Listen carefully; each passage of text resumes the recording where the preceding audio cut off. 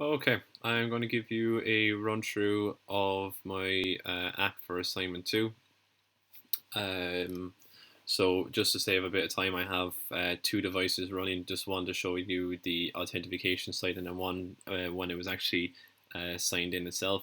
There's nothing changed previously from the last assignment with the authentication bar, just the structure now with the images and the layout, and adding in the Google Sign In button. But it's the same principles of last time. When you fill in the details and log in, you don't have an account, you click that and you sign up. Um, but and then that's all saved in through authentication on Firebase in the authentication section. But to show what's new on the app here itself is um, if I was to inside the app here itself as well, I'll start off with food ideas in the nav drawer here. Food ideas is a Pixabay API.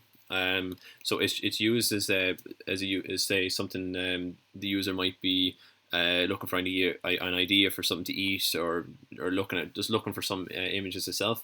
You click on this one here itself, and then it'll load up all these images in a recycler view, and it just keeps going down and down. So it'll just keep going and going and going, but it gives you an idea. So this is all loaded through the Pixabay API, and it's just there to give you an idea for something to actually eat itself there. Um, Moving on, then is the add grocery list. The add grocery list is just there for someone who might have an idea for something that they see on the route, or say instead of always getting a takeaway, they might give it a try to just add it to the list of things they might try and buy, as well as just use it as a normal grocery list.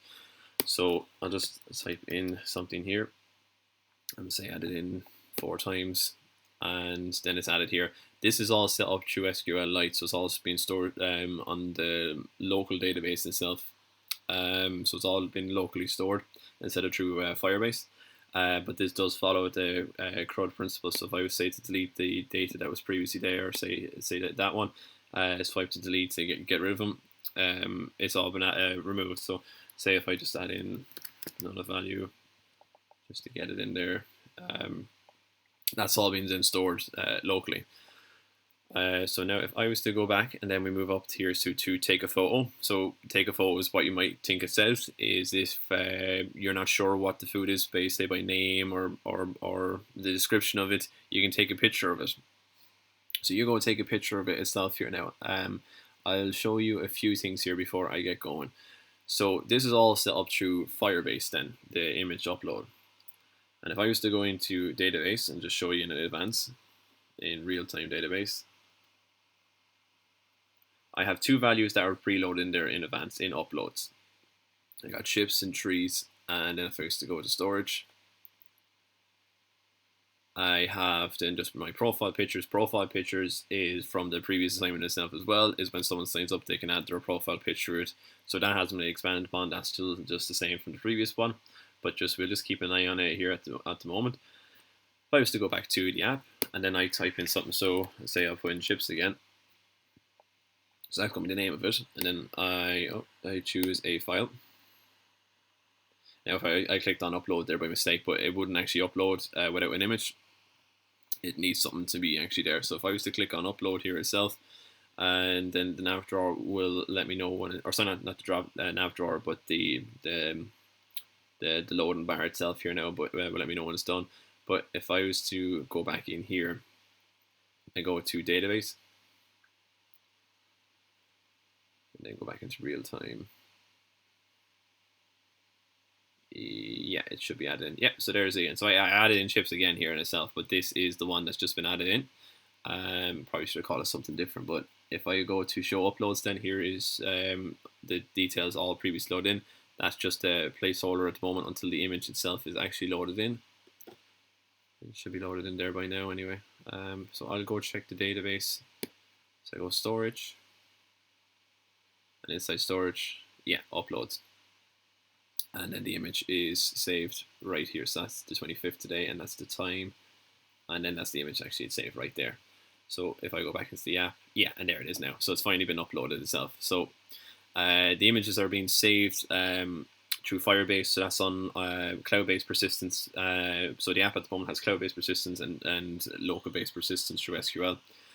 This then also does follow the CRUD principles. So if I was to long click on it itself here, and then I press delete on it, it will then delete everything out of the Firebase database. So we can see the images up here. I'll upload here. I'll just go back into here because this one will show quicker. A few details. Okay. And it's the bottom one is chips here. So if I was to, because it's saved the name and the image to it itself, so if I was to delete the image out, go back in, everything's been deleted out. Toast came up with the image being deleted. Go back into storage, and yeah, no upload there now. So there is 2 images in the recycle view, but they've just been there from previous testings. But images that have been uploaded, everything has been removed. So there's no uploads folders there. So there's the persistence stuff for that one.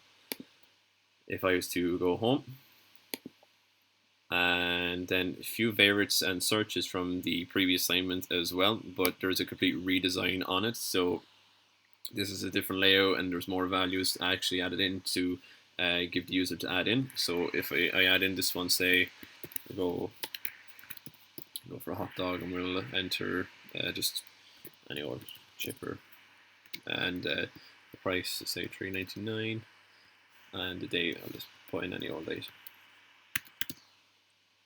Give it a rating, and then add, and then again, that's all been saved itself as well on the phone.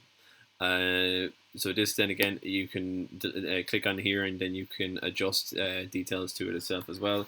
So just the price. So and if I want to say like, oh, I was wrong with the date or whatever, anything can always be updated. I can add it to favorites and then add it back in. Everything is then added in here itself as well.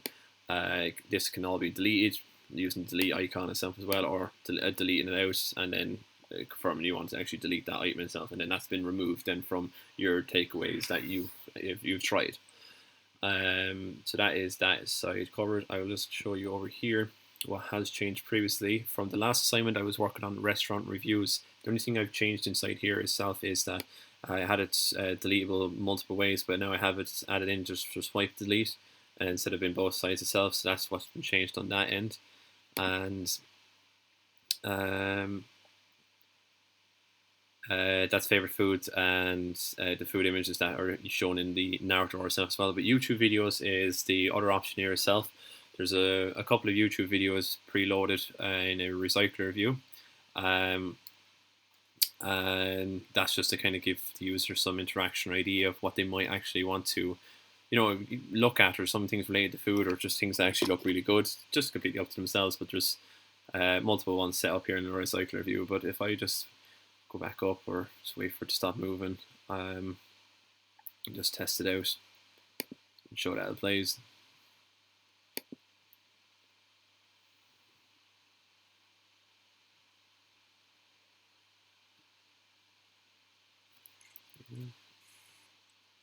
And then it's playing there then, so don't need to watch that then.